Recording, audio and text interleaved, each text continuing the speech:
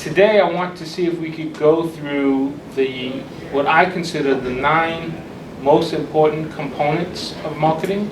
All right, let's start with that. Now, a marketing plan is very comprehensive. There's a lot of things in a marketing plan, and you have your summary ready on what your marketing plan should be, okay?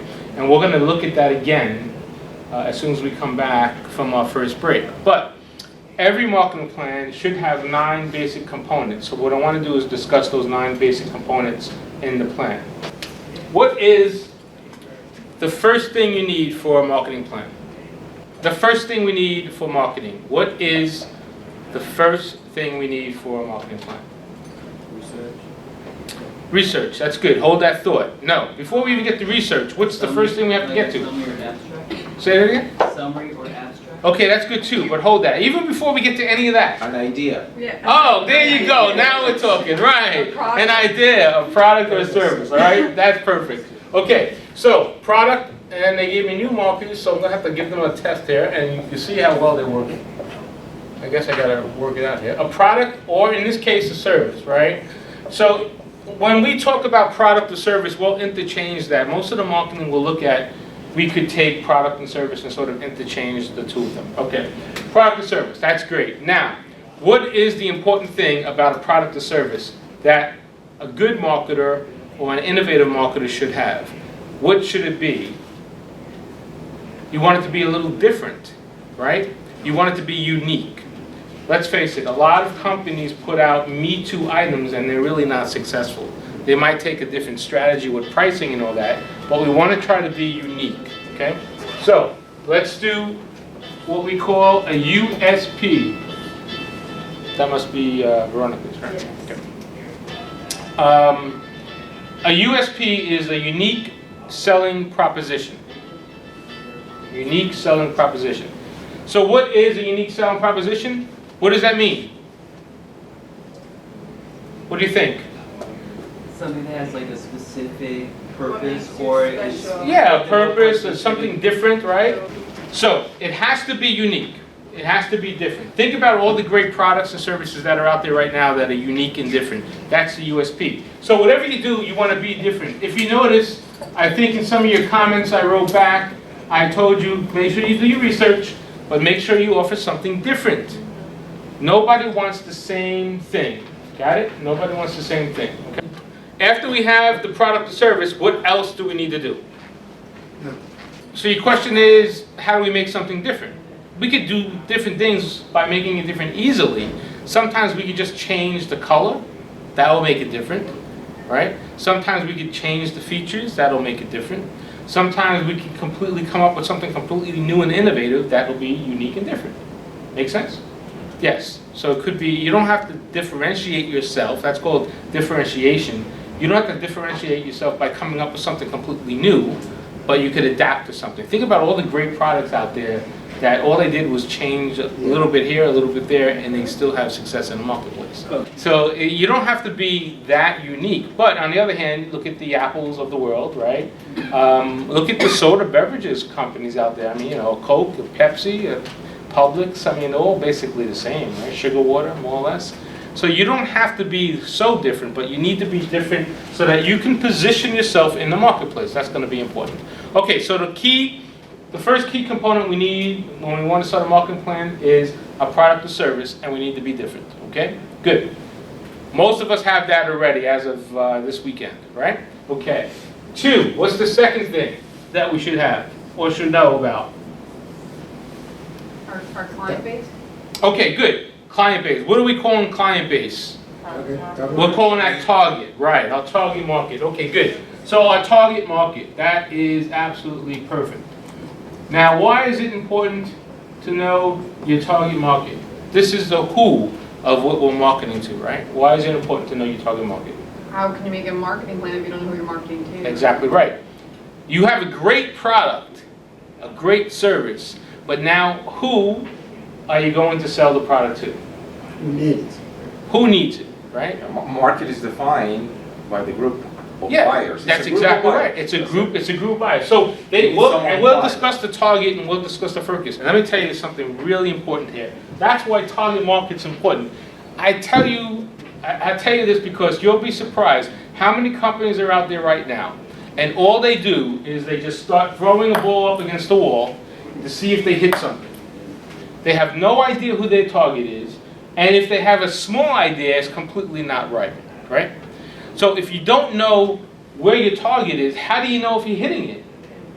You have no idea. Remember, in marketing, the only way you really know if you're making money is if consumers are buying or servicing your product, right? Sometimes you can get really lucky, end up in the right place at the right time. That does happen. And marketing does have a little bit of that put into it somewhere. Some of it's skill, some of it's luck.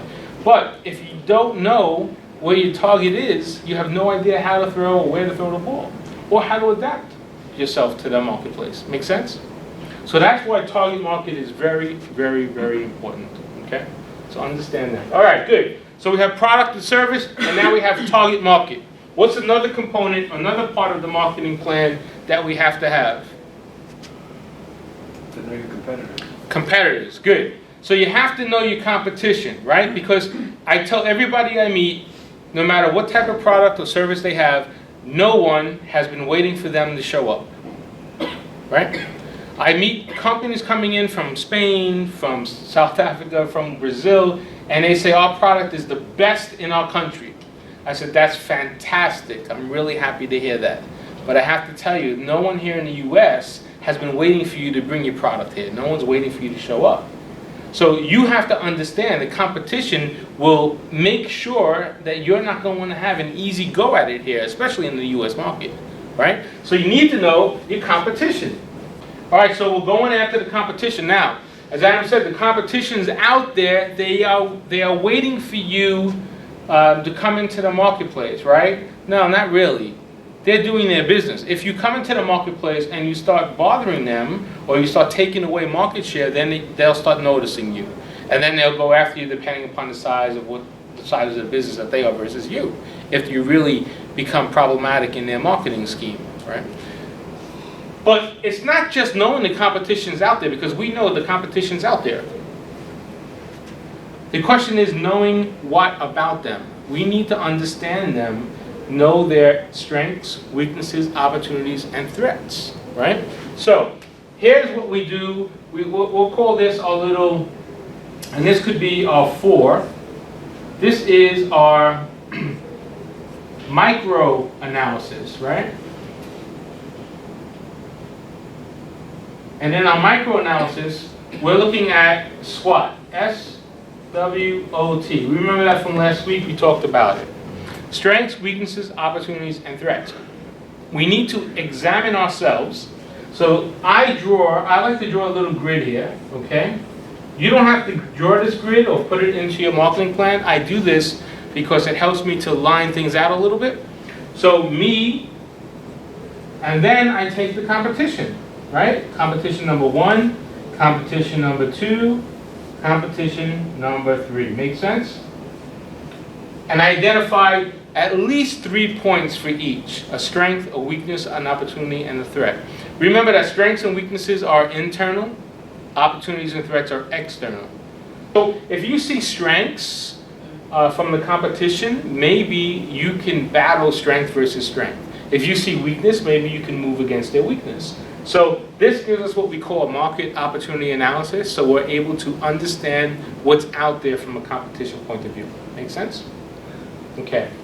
So we have the product, we have the target market, we have the competition, a micro-analysis. What's the next part of the plan that we should have? 5. What do you think? Price?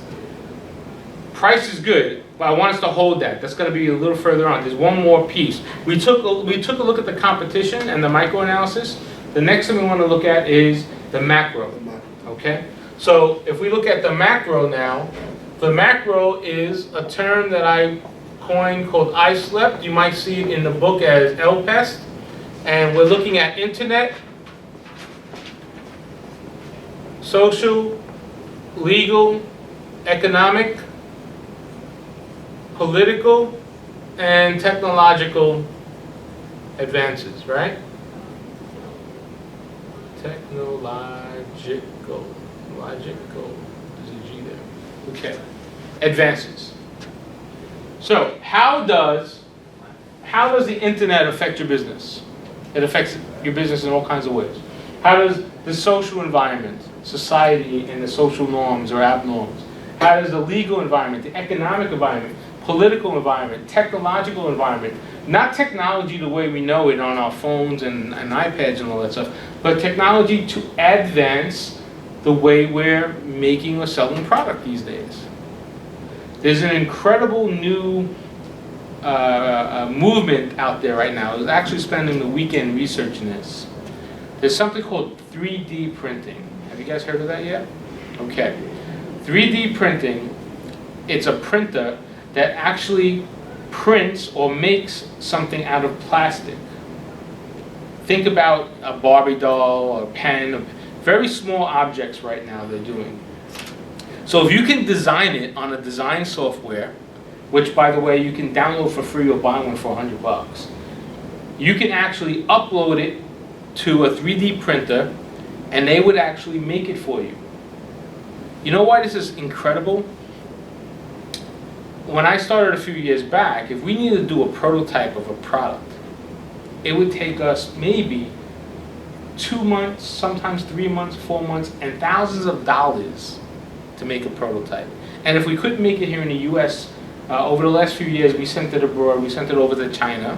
It was still cost us a few $1,000s and still take a few weeks, and we had to go back and forth a couple of times. But now you can actually make prototypes here with these 3D printers. So I researched it a little more. There's actually a company like what do they call it? I can't think of the name right now. It's a company that you can upload your design, and they make whatever it is that you designed, and they sell it on their website. So you can actually go into business tomorrow making a little gadget, and they would sell it for you.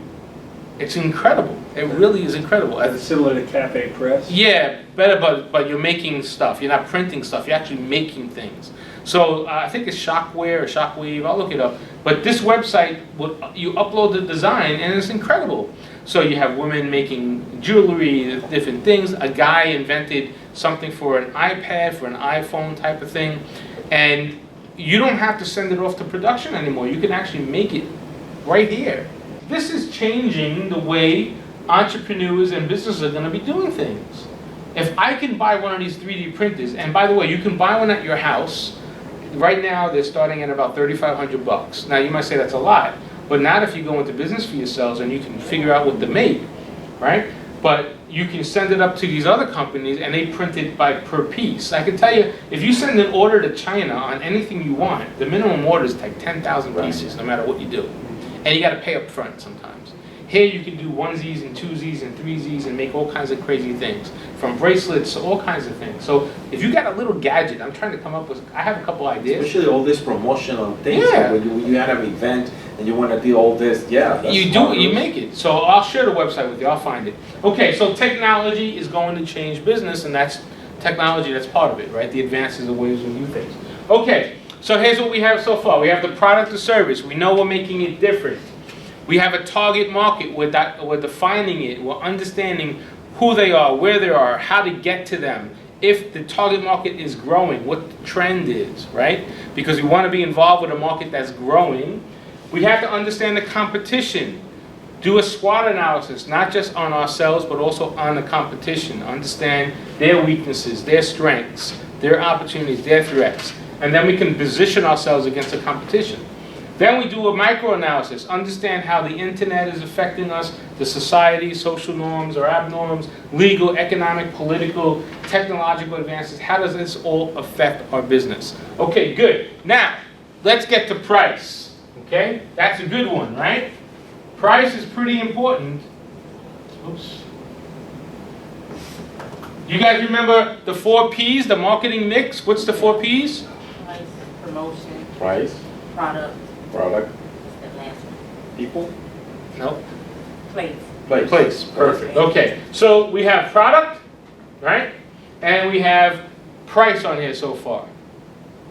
Place is not the target market. Place is distribution channel, which we'll talk about in a minute. Price. Why is price important? Why is price important? So we're wasting time. But price, That's where you try to figure out between how much it costs you to make the product and how much to sell so you can get the maximum profit margin. Right, every business is in this for a profit.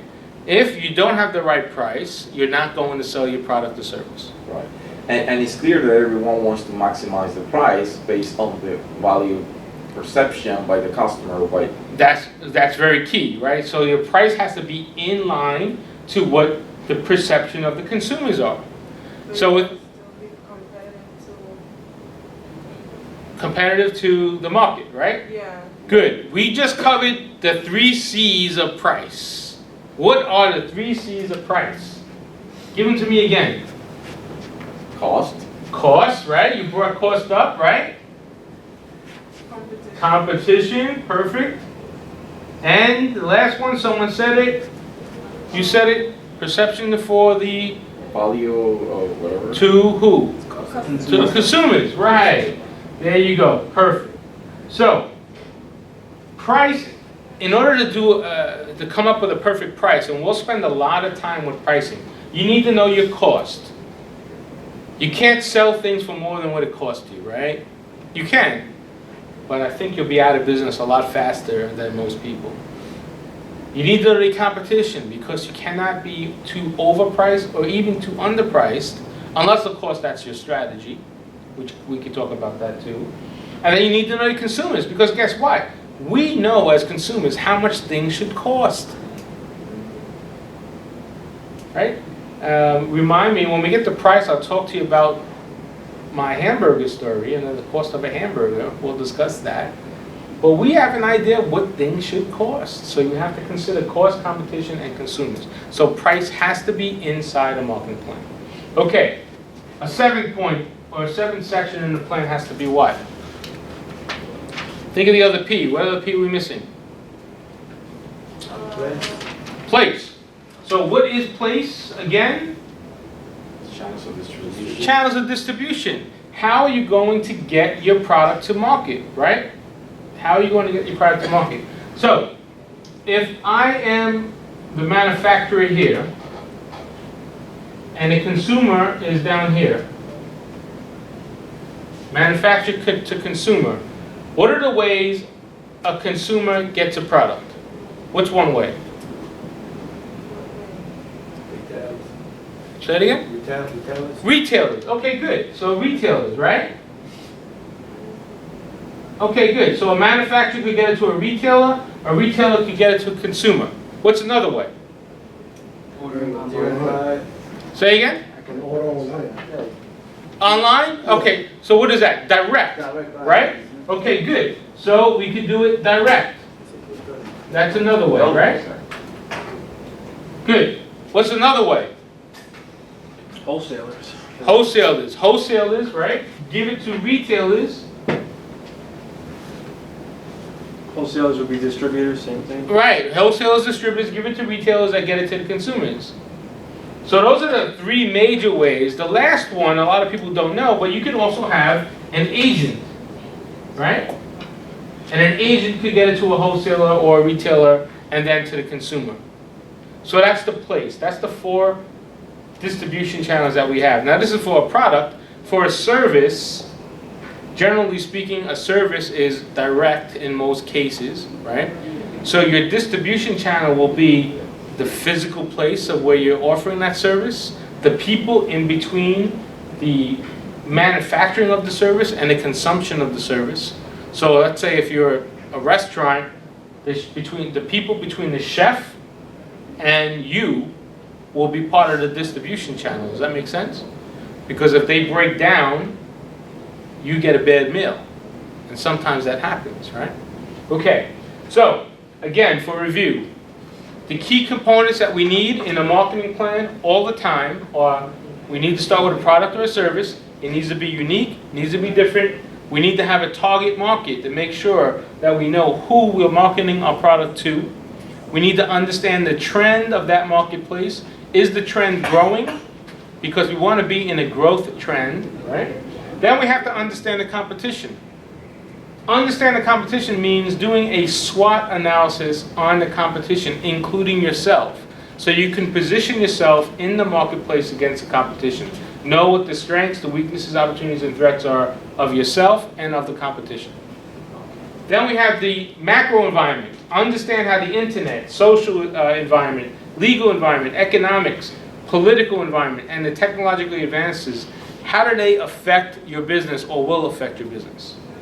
Price. In order to do price, you need to know cost, competition, and consumers, right? And you need the prices so that you're at a profit.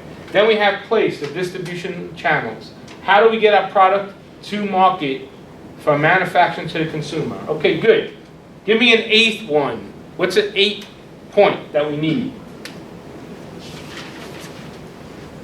Give me another P. Did she say promotion? She said promotion. Yes, exactly. What is promotion? Advertising? Yeah. Yes, part of it, right? Advertising, communication, getting the word out about your product or service. So how are you going to promote and get the word out about your product or service? That's what promotion is. We have a term, we use it, IMC. Anybody see that in the books yet? IMC. It was in, I think, chapter 2. That's okay, I know you guys read it, you just missed it. Integrated marketing communications, right? Integrated marketing communications. What does that mean? How does all the elements we have for promotion come together so that we can get the word out to the marketplace? That's key. Integrated marketing communications. So we need to have a plan there. So when do we promote the product? How do we promote the product? How much money do we spend? Normally when it comes to promotion, we have to have a budget, right? And our budget has to tell us how much we're spending, when, and how often. Make sense? And then, of course, hopefully that means we get results. That's what we're looking for. So promotion should have a budget in there. Which takes us to another important part, the 9 component that you need in a marketing plan. Now, your marketing outline has a lot more than these 9 points, right? But each one of those points can be broken down into these big sections. All right, or these big sections should be broken down into those little points, I guess. That's what it works. So 9 is what? Analyzing results. Okay, good. Analyzing results.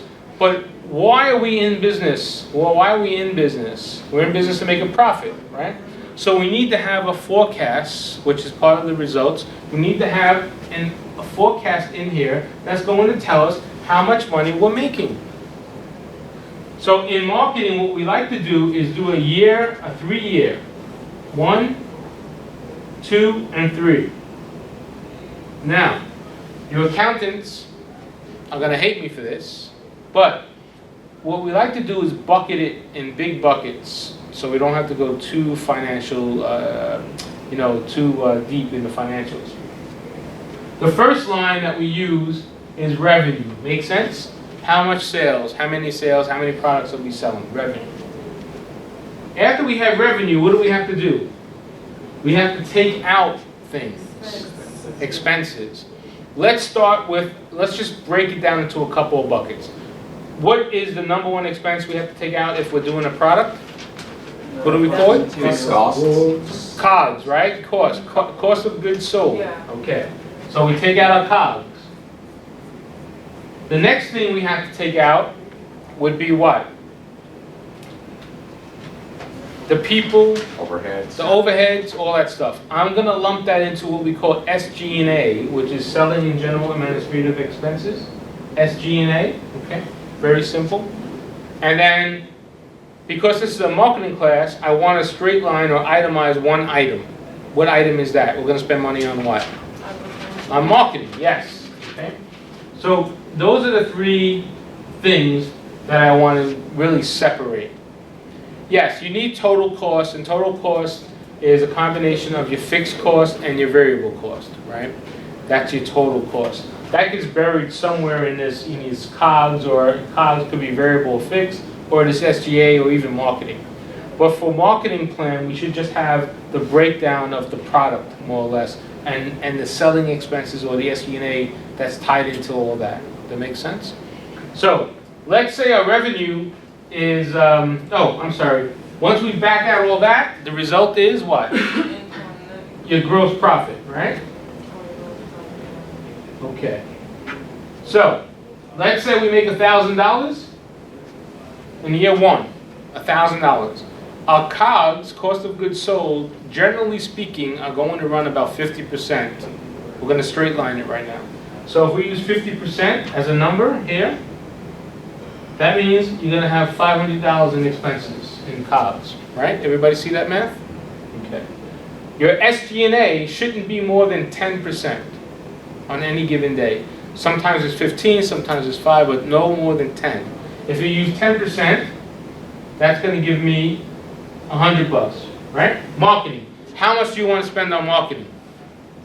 How much do you want to spend on marketing?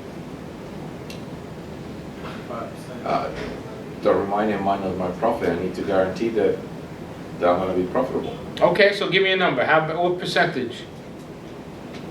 It's like 15%. 60, 40, 20%. 20%? You said 15? I like 20 better. We'll use 20%, just for the sake of this. Remember, it could be a new product or service. You're spending more money on a new product or service in the beginning, the first couple of years, than you will be as you progress and grow. A lot of the money has to be spent up front. So 20% gives me $200. Do the math. If we back this out, It's 200. yeah, 1,000 minus 5 minus 1 minus 2, that's 7, that's 8. That's a $200 gross profit there. Okay, as an example. Now, most businesses are not profitable in year one. So if you're profitable in year one, that'll be pretty cool. But overall, you should be profitable by mid to late year two, or at least breaking even. So your forecast, if you do 3 years, could be like this. Could be a negative, an equal, and a plus. So you could be losing money the first year, breaking even the second year, and then making money in year 3. That's like a perfect scenario type of thing. Most companies right now should be breaking even or making money by year 2. As a matter of fact, investment companies want to see that before it gets too further out, right? So you can't lose money for 3 years in a row, not anymore. It's really hard to do that. I mean, it's easy to do it, but it's hard to maintain your business. All right, does everybody see that? So you roll your forecast out for 3 years. So now we have 9 important components. There's one more thing we have to do. And what is the one thing we have to do? The last piece of the marketing plan that gets done first, that gets done last, but it's first? The executive summary. Right. And the executive summary takes all these bits and pieces, pulls it up together into 2 nice pages so that you have all the details there in the first couple of pages.